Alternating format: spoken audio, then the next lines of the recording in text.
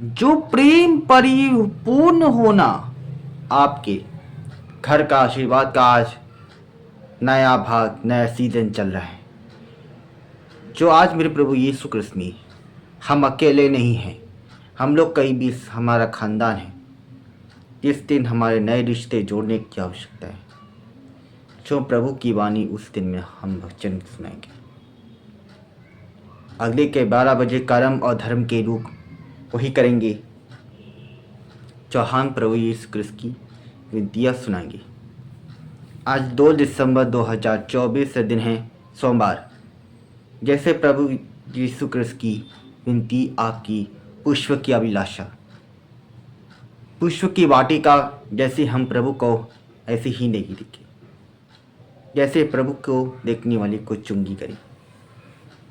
जैसे आप विश्वासी, जैसे प्रभु की ऐसे ही नहीं, जैसे प्रभु यीशु कृष्ण की विनतियाँ सुनाने आपकी रहने, जैसे स्वाभाविक से प्रभु जो मुक्ति है सर्वश्रेष्ठ है, जैसे प्रभु की विनती।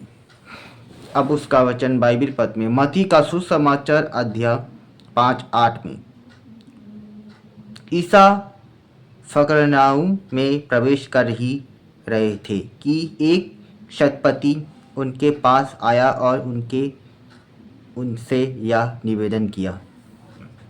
जैसे हम प्रभु यीशु कृष्ण की तो परोपकारी से परिपूर्ण होना आवश्यकता है। जैसे प्रभु की विनती ऐसी ही जो आपसे स्वाभाविक से परिपूर्ण होना अनिवार्य है। पवित्र से परिपूर्ण होना, आपसे परिचित, जैसी पाप से स्वीकार, जो हम प्रभु की विनती आज इसे ही करें। जैसे पवित्र शास्त्र तुम जैसे ही करें, तुम जो सो बोले ऐसे ही करेगा, जैसे निवेदन आपसे कोई पूछना।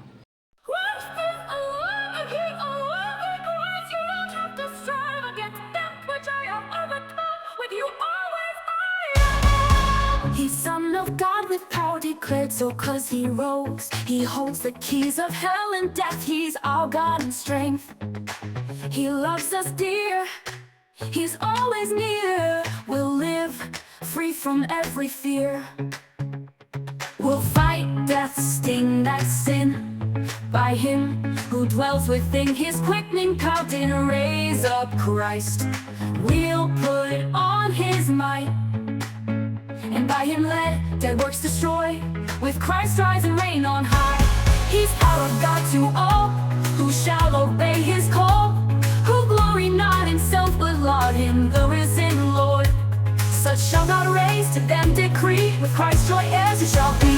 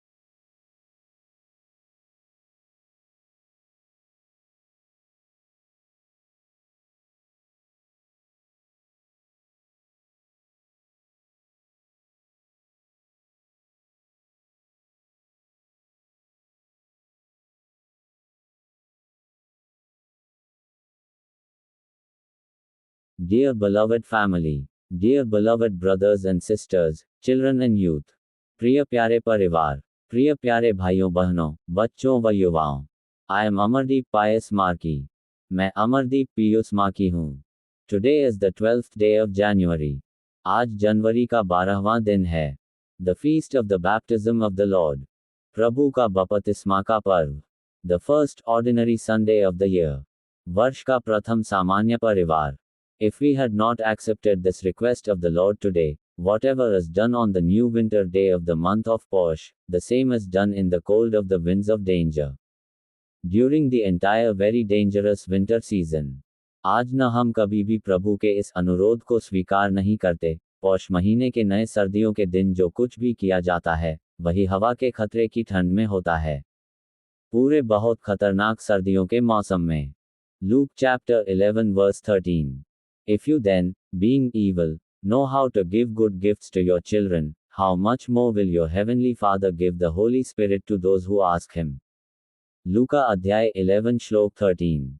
सो जब तुम बुरे होकर अपने लड़के बालों को अच्छी वस्तुएं देना जानते हो, तो स्वर्गीय पिता अपने मांगने वालों को पवित्र आत्मा क्यों न देगा. Meaning of this verse. Asterisk mercy of the Father. Jesus is telling here that our Heavenly Father loves His children very much. The more a father gives good things to his children, the more our Heavenly Father gives us everything we need. इस श्लोक का अर्थ. एस्टरस्क पिता की दया. यीशु यहाँ बता रहे हैं कि हमारे स्वर्गीय पिता अपने बच्चों से बहुत प्यार करते हैं.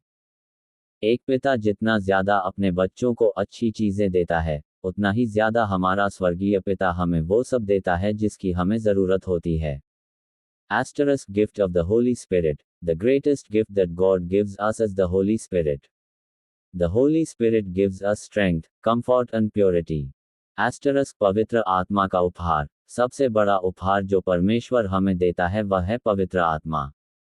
पवित्र आत्मा हमें शक्ति, आराम और पवित्रता देती है.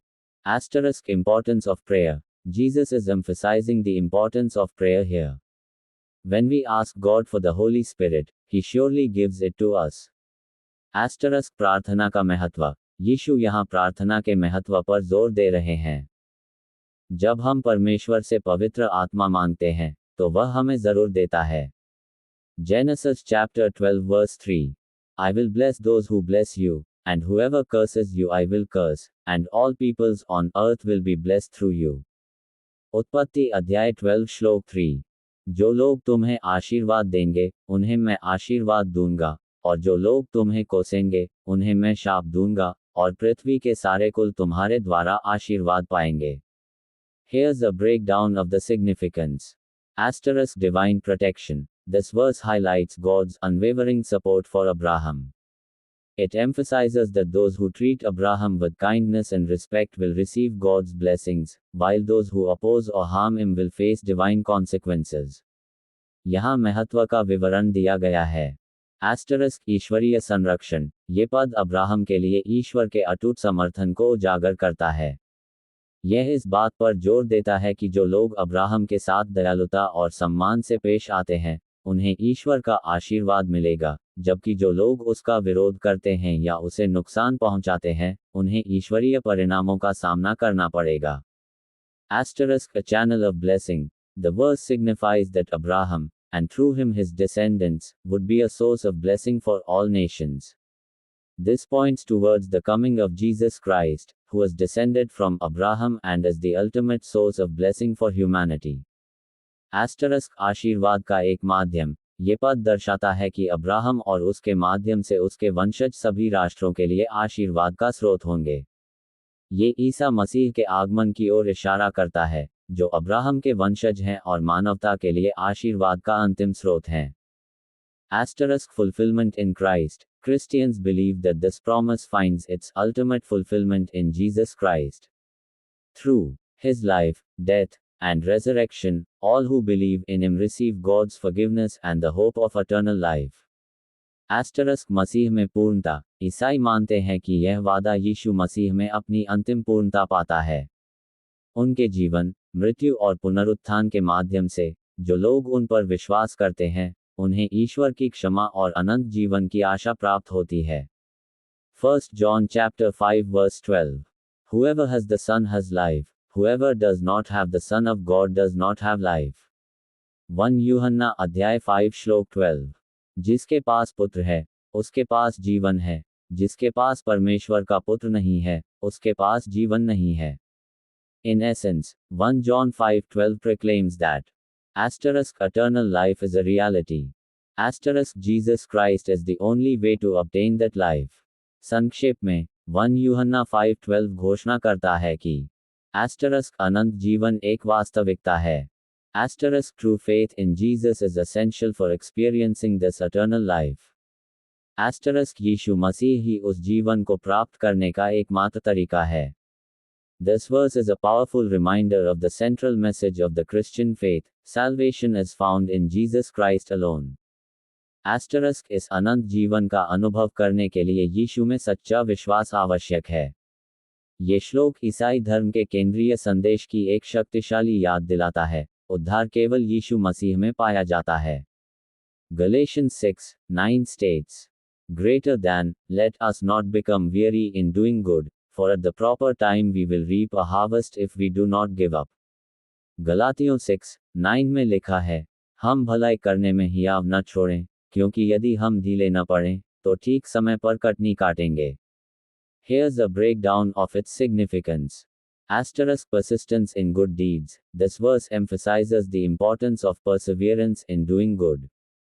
It acknowledges that doing good can be challenging and may not always seem rewarding, but it encourages us to continue regardless.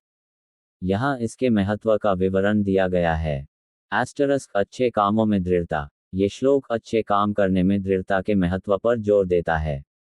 ये स्वीकार करता है कि अच्छा काम करना चुनौतीपूर्ण हो सकता है और हमेशा फायदेमंद नहीं लग सकता है, लेकिन ये हमें इसके बावजूद भी जारी रखने के लिए प्रोत्साहित करता है. Asterisk the promise of a harvest. The verse assures us that our efforts in doing good will eventually be rewarded. It uses the analogy of sowing seeds and reaping a harvest, suggesting that our acts of kindness and service will eventually bear fruit. Asterisk फसल का वादा. ये श्लोक हमें आश्वस्त करता है कि अच्छे काम करने के हमारे प्रयासों का अंततः फल मिलेगा. ये बीज बोने और फसल काटने के उदाहरण का उपयोग करता है, जो ये सुझाव देता है कि हमारे दयालुता और सेवा के कार्य अंततः फल देंगे. Asterisk the importance of endurance. The phrase, "if we do not give up," highlights the crucial role of endurance. It emphasizes that consistent and persistent effort is necessary to reap the rewards of doing good. Asterisk धीरज का महत्व. अगर हम हार नहीं मानते, वाक्यांश धीरज की महत्वपूर्ण भूमिका को उजागर करता है. यह इस बात पर जोर देता है कि अच्छे काम करने के फल को पाने के लिए लगातार प्रयास करना आवश्यक है. महीना का आज आगमन का पहला सप्ताह है. जो प्रभु यीशु की बेनती स्तुति, जो प्रभु की वाणी स्तुति करे, आराधना करे, छंगाई करे, जैसे प्रभु शिष्ट में, जैसे पवित्र की शास्त्र से परिपूर्ण, जैसे सभा भी प्रेम से परिपूर्ण, मुक्ति हो, पवित्र शास्त्र की जय. प्रभु यीशु क्रिस्त के इंतिया आदर्शित होना अनुवाय. तो प्रभु यीशु क्रिस्त में सभी को यीशु क्रिस्त के सभी जाए. क्रिसमस के देवा हालेलुया. God bless you. प्रभु की शांति तुम्हारे साथ रही. आप हालेलुया. God bless you.